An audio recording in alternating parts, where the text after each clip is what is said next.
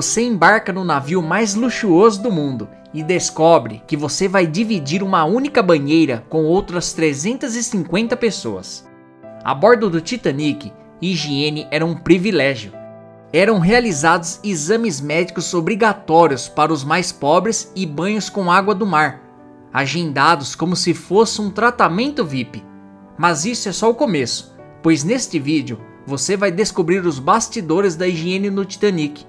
Você vai saber como os ricos se banhavam com sabonetes de luxo, enquanto os mais pobres mal podiam lavar o rosto, os remédios bizarros do hospital de bordo, e até como os animais de estimação recebiam cuidados especiais. Se você gosta desse tipo de conteúdo, deixe o like e se inscreva no canal, pois aqui trago diversas curiosidades. O Titanic é lembrado até hoje como o ápice da elegância em alto mar naquela época. Diversos filmes sobre o navio mostram isso. Com certeza você já assistiu algum deles. Com escadarias monumentais, lindos salões e suítes de alto padrão. Mas o que ninguém fala é sobre a higiene a bordo, e ela era um reflexo da divisão de classes da época. Enquanto a primeira classe desfilava por corredores acarpetados, com acesso a salas de banho turco e sabonetes importados, os passageiros da terceira classe enfrentavam filas, restrições e instalações compartilhadas, muitas vezes improvisadas. É claro que em um navio com mais de 2.200 pessoas a bordo, manter tudo limpo já seria um desafio, né? Enquanto os viajantes de primeira classe e segunda classe passavam direto para o navio com seus bilhetes vistosos, os da terceira classe precisavam enfrentar uma fila de inspeção rigorosa, liderada por médicos da White Star Line. Essa empresa era a proprietária do Titanic. Essas inspeções tinham como objetivo evitar que doenças, piolhos ou infecções fossem importadas para bordo. Era um verdadeiro filtro sanitário, mas direcionado apenas aos mais pobres. Homens, mulheres e crianças da terceira classe tinham seus corpos e olhos examinados cuidadosamente, com foco especial em sintomas de tracoma, uma infecção ocular comum entre pessoas de baixa renda. Só depois de aprovados, recebiam um cartão da inspeção, que na prática era o passaporte para o convés mais simples e menos limpo do navio. Os passageiros da primeira e segunda classe não passavam por nada disso. Nenhum médico os examinava. Nenhum cartão era exigido. Bastava entregar o bilhete ao comissário de bordo e seguir viagem com seus baús cheios de roupas, perfumes e afins. Os mais de 700 passageiros da terceira classe tinham apenas 2 banheiras disponíveis, uma para homens e outra para mulheres.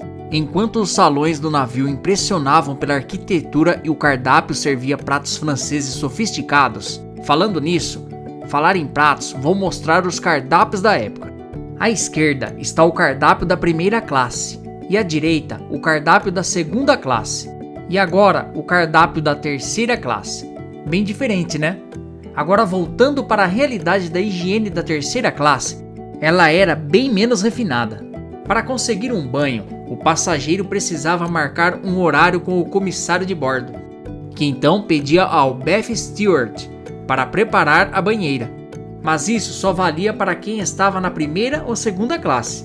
Para você que ficou com dúvidas sobre o que é bath steward, em poucas palavras, ele é o responsável pela limpeza, organização e manutenção de espaços como cozinhas, barcos ou áreas de eventos.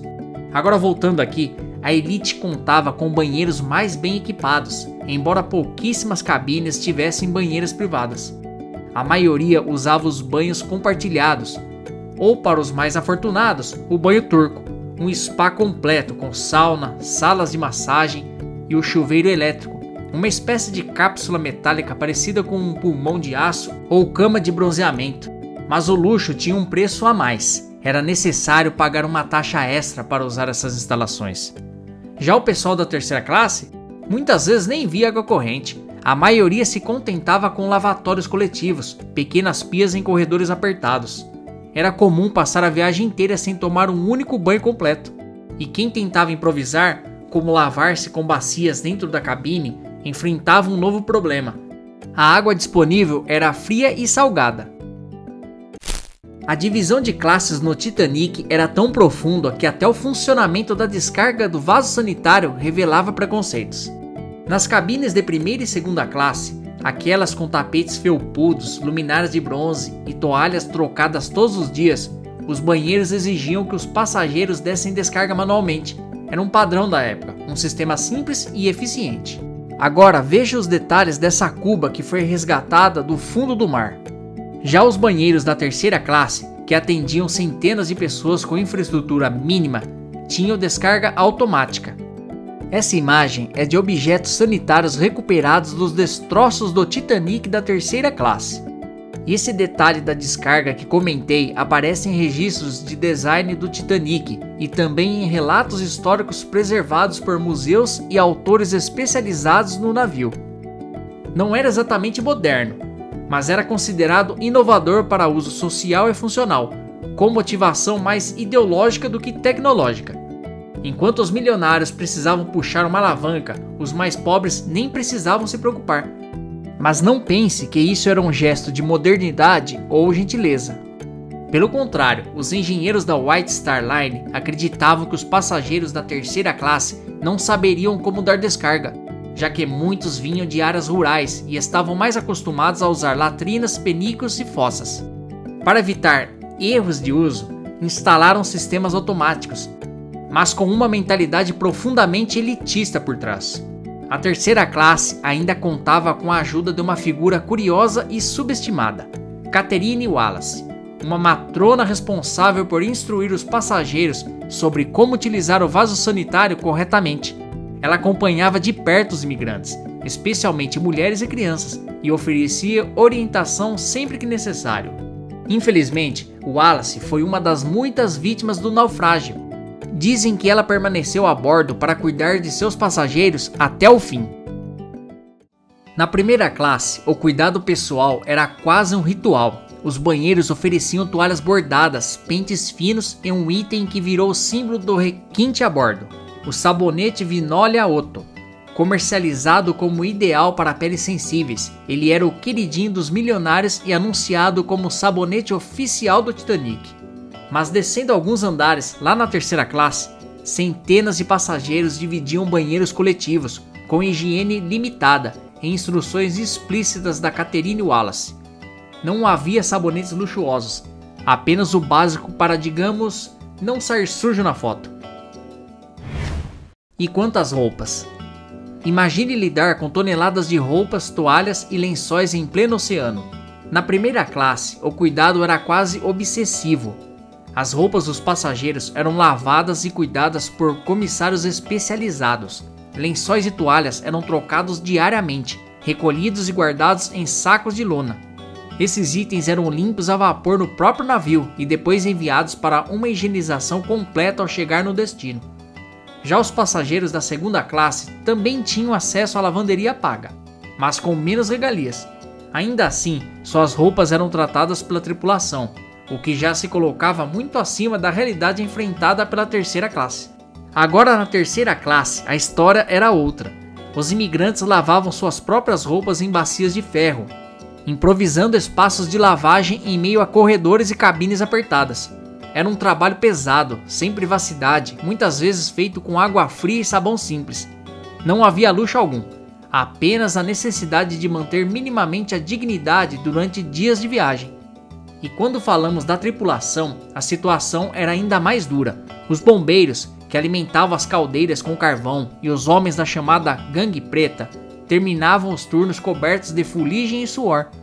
Muitas vezes só tinham tempo para trocar de camisa e voltar ao trabalho, sem direito a um banho decente ou roupas limpas de verdade.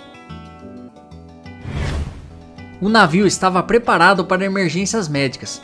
Ele contava com um hospital completo no convés D, afastado das cabines para evitar contaminações. O espaço tinha 4 alas, cada uma com 3 leitos e até uma área exclusiva para doenças infecciosas, equipada com sistema de ventilação para impedir que germes se espalhassem pelo navio. Para 1912, isso era considerado moderno e até visionário. O Titanic carregava desde itens básicos como bicarbonato de sódio para azia e indigestão até remédios de efeito forte, como laudano, uma mistura de ópio e álcool usada como sedativo, e clorofórmio, indicado na época até para aliviar gases intestinais. Também havia remédios para a prisão de ventre, dor no peito e até tratamentos rudimentares para hemorroidas. A equipe médica incluía cirurgiões experientes, responsáveis não só pelos passageiros, mas também pela inspeção e acompanhamento da tripulação. Cada classe tinha um tipo de atenção diferente. Enquanto a primeira classe muitas vezes viajava com seus próprios médicos particulares ou enfermeiras pessoais, a terceira classe dependia exclusivamente do atendimento do hospital do navio. Não posso esquecer de mencionar os animais de estimação. A primeira classe podia levar cães, gatos e até aves para a viagem. O navio contava com um canil no convés F, administrado por funcionários que alimentavam, passeavam e até limpavam os animais diariamente. Cachorros maiores eram levados para caminhar pelo poop deck, convés da polpa, enquanto cães pequenos podiam ficar junto de seus donos dentro das cabines luxuosas. Entre os passageiros estavam pelo menos 12 cães de raça, tratados com tanto cuidado quanto seus donos milionários. Curiosamente, 3 desses animais sobreviveram ao naufrágio: 2 Pomeranians e um pequinês, levados às pressas para os botes salva-vidas embrulhados em cobertores. Enquanto isso, centenas de pessoas da terceira classe sequer conseguiram chegar perto dos botes. Mas nem só de cães vivia o Titanic. A bordo também estavam galinhas e galos, levados por passageiros que pretendiam criar aves nos Estados Unidos. E havia ainda o mascote oficial do navio, Jane, a gata do Titanic, que vivia no porão e havia dado à luz a uma ninhada de filhotes pouco antes da viagem. Ela era cuidada pelos tripulantes da cozinha, que acreditavam que gatos traziam sorte e ajudavam a manter ratos afastados. Que o Titanic entrou para a história como o navio mais luxuoso de sua época, acho que todo mundo já sabia, né? Mas me diga aí, você sabia dessa realidade de desigualdade até nos atos mais básicos da vida? Se você tivesse embarcado no Titanic, em qual classe teria viajado? E como acha que lidaria com essas condições de higiene? Fica difícil de imaginar, né? Fica a reflexão. Me conte aqui embaixo nos comentários. E se gostou do vídeo, me dê aquela força de sempre. Deixe o like e se inscreva no canal. Aqui na tela final deixarei mais vídeos interessantes. Aproveite! Obrigado e até a próxima!